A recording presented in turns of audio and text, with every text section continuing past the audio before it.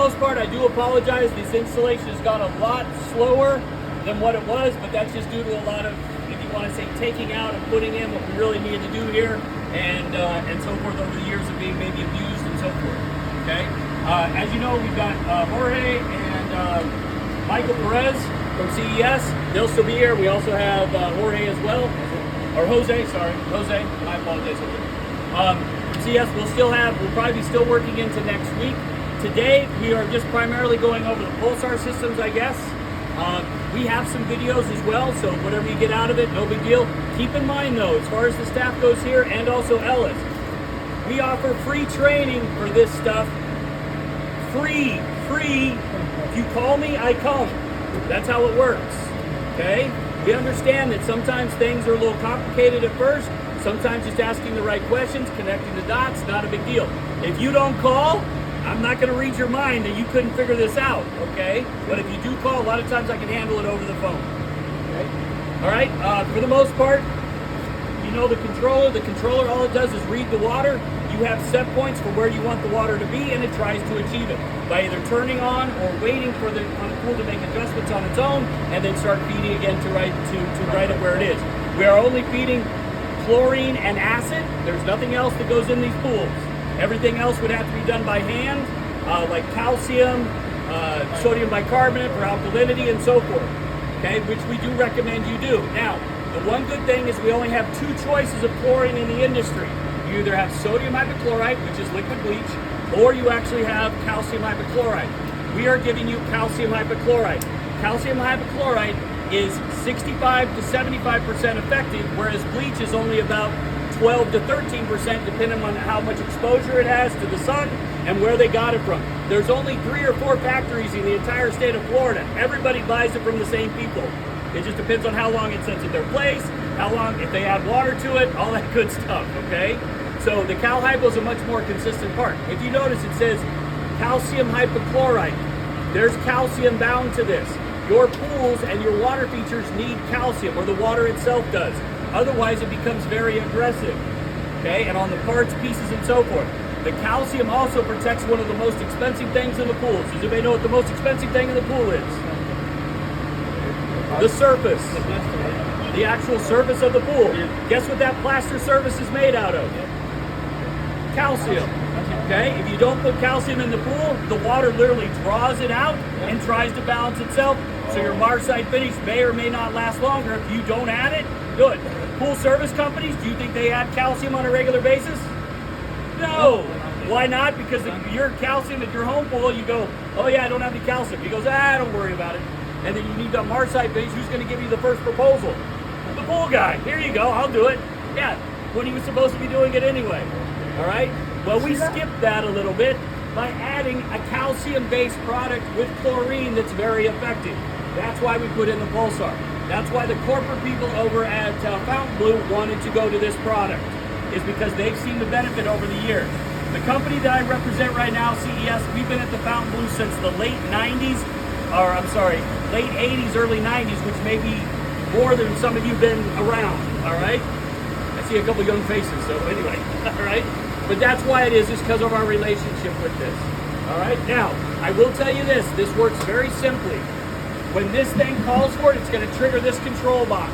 This control box should always be set in ORP mode.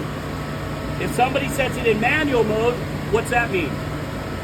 It's going to constantly be feeding, okay?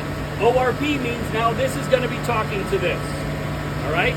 There is not a whole lot of, it's just a plug, okay? It's literally a plug. All right, that's all it is. So it's not this big technical thing. It just sends a signal. If I plug a lamp into where this is sending a signal, the lamp will be on. Okay, it's not a big deal. And then it senses the water, and since it's a lamp you got plugged in, it'll go into alarm. Okay, because it knows it's out chlorine. All right, but the way the system works is this: we set a tablet into a grid, and then when you trigger this, it'll trigger a spray of water from those booster pumps to spray the tablet. That juices, if you will, fall to the bottom. As they build up or fill up the bottom, a float opens and it gets sucked out into the system. That's what it is. You're basically kind of making your own chlorine to a certain extent. But that chlorine has calcium in it. So if it's got calcium in it, do you think you're going to have some calcium residue inside the feeder? Yeah, there's no choice. Until about 2 years ago when they redesigned this, you had to clean it once a month. There was no choice. Because the grid had little holes in it, well, those holes would eventually get closed up by the calcium. The spray would try to spray it and wouldn't do it. So rather than doing a spray, they did a jet technology. And you'll occasionally, if you let it go all the way down and have the lid open, it'll spray up to the ceiling or into the atmosphere here, whatever. All right? Okay. Question though. Sure. Give me one of the hoods. No, the insert. Here's what it comes down to. In the bottom of this, and each one of the feeders has 2 of these. Right? We have them? Okay. So what happens is, if you notice there's a grid there, the jet's going to come up and do it. When you set these up, and when you look at them, there should be no tablets in there. And for the most part, you want the water just to cascade up around the rim. If it's going over the rim, that's too much. And we'll show you where to add the water. Because all the computer knows is to open a solenoid, which then goes ahead, sprays, and then juices fall in and get sucked in. Okay? So you have to have that set up a little bit. If somebody messes with them, we'll try to mark them. Do we have a mark yet? Okay. You'll see that the valve will have a little mark, and that's where you should start off with. Okay? Now, what you do is you put the tablets in. Okay? The jet's now going to go ahead and bubble up, hit the tablets, it's going to fall down to the bottom. This, because of the jet, this should not close up these as quickly because it's a jet, not a spray. Okay? But this still needs to be, it could actually need to be cleaned. Okay, I would probably say check them monthly, but typically we're getting away with it maybe about once a quarter. But it's not, I don't want to go by that because you're a water park for crying out loud. You go through 3 times as much chlorine and chemicals as the next guy. Yeah. What chemicals do you use to chlorine? Well, what you need to do is we generally go ahead and for the most part we take one of the empty PULSAR buckets. We try to save 3 of them. Okay, and what you do is the first one you use is you go ahead and you take the tablets that are in it, put it in that bucket. The next one you go ahead and you fill it up with water, and then the next one you make a water and acid solution.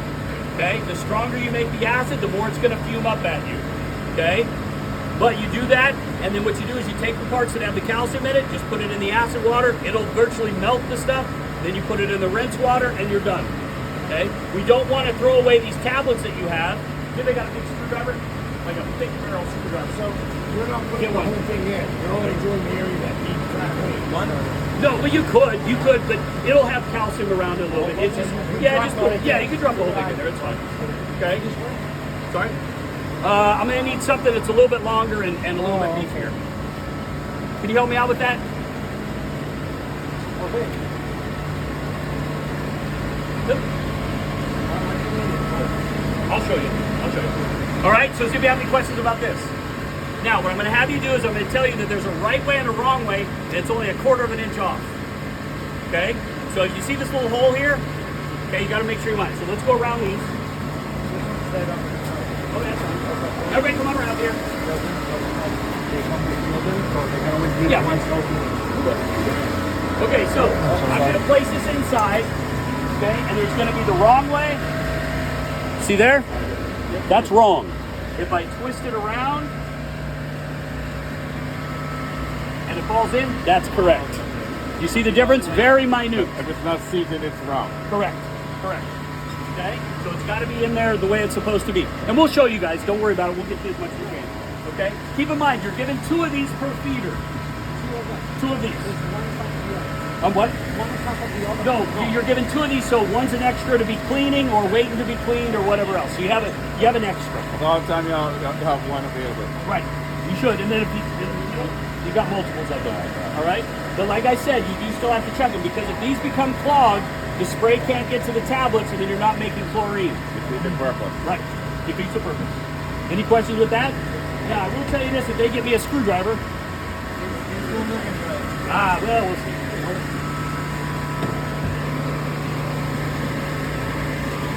That's okay. I can get you one. That's okay. They're getting one. Basically, what it is there's two little holes here. If you pop the lid off, that's the best way to drain the old tablets, if you will. Their tablets are in here. Because trying to grab them and scoop them out, that's just not very productive. Okay, but you don't want to waste the tablets. But you can pop the lid off. You just got to get a bigger screwdriver. Is he getting one? He's looking for it. That's okay. Not a problem. We'll get it. Okay, now let's go ahead and we'll take a look. Everybody take a step back there. That's okay. All right, so we're going to take a look at what's underneath. Okay, everybody see this? Now, when the computer tells it to turn on, it's going to spray, and then all the chemical is going to come out of this little spigot here.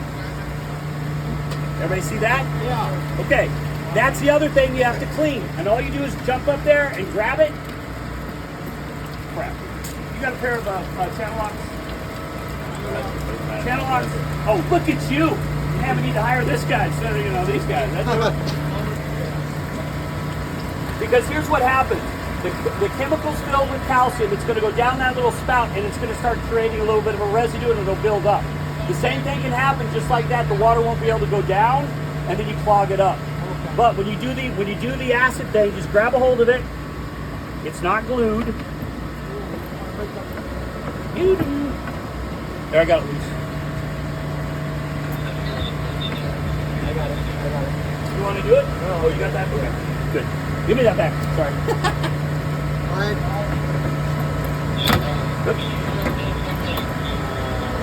There we go. It's a little tricky because they have a spray nozzle right in front of it. But the spray nozzle is attempting to keep it clear. Okay? So you also have 2 of these per one of these. And all you do is take it out, put it in the acid, you should be good to go. Okay? When you're done, you put it back in. Okay? So it's right there.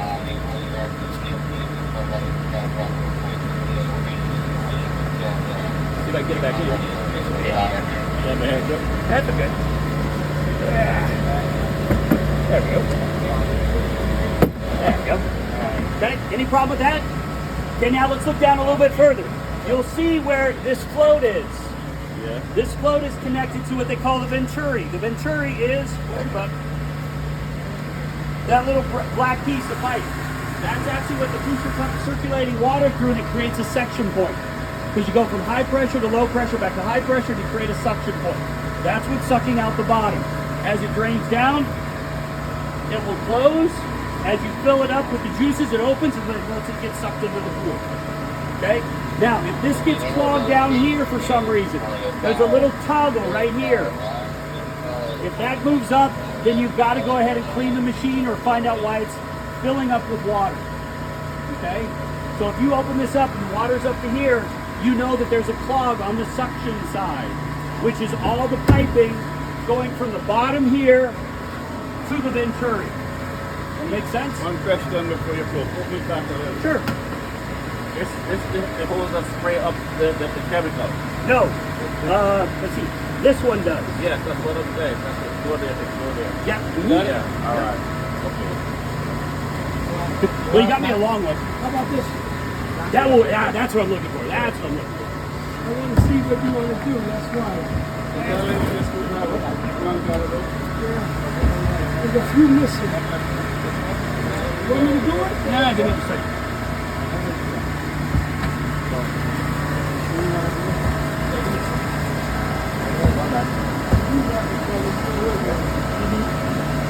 There we go. We're getting it. That should pop it off. The other side. Yeah, probably so. There we go. It's still grabbing on here. There we go. Okay?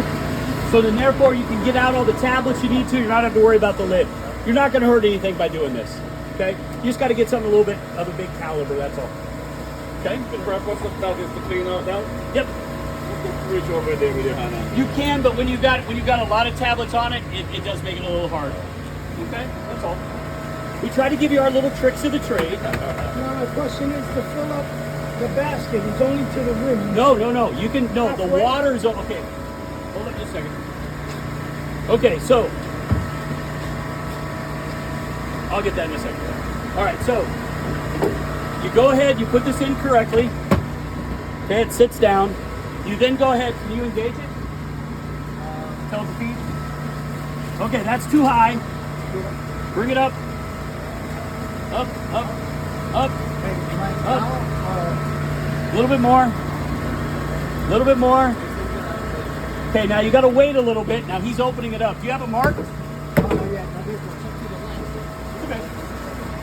going. But you see how it's agitating?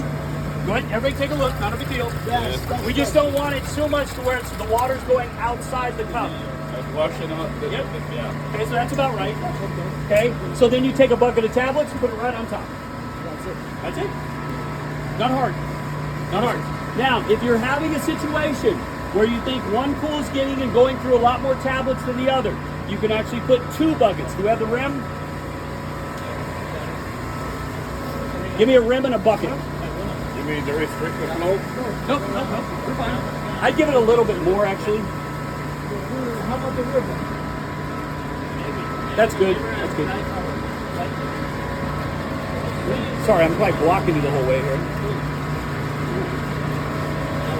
I have a question, Troy. Sure. How much times a week we have to put the tablets in? How much of there? And it's just like anything else, whatever it needs. Okay. Now, this is what this does. The bucket that we have here that says Pulsar on it, this fits right on top. You twist it and lock it. You take the bucket upside down, and it fits right on top. So a bucket will fit right up here, upside down. So you're allowed 2 buckets, not just one. Okay. That's all. All right. As far as how much you're going to go through, it's tough to say because look at this. Is it a nice cool 60-degree day? No. It's always 90. All right. It's always 90. So unfortunately, chlorine gets excited by sunlight, and you go through it more. Unfortunately, there's a product called stabilizer or cyanuric acid that a lot of homeowners and things put in the pool to stop the chlorine from going off. However, on a water park, you go through too much water to have another third chemical. So guess what? You just have to kind of go through chlorine, which is what you guys have been going through, except you're going through sodium hypochlorite versus calcium hypochlorite. Remember, the main benefit of this is it's actually adding calcium that the water already needs, and it's a stronger form of chlorine. Okay? That's the benefit of it. Pop that back on in a second. Want me to help you?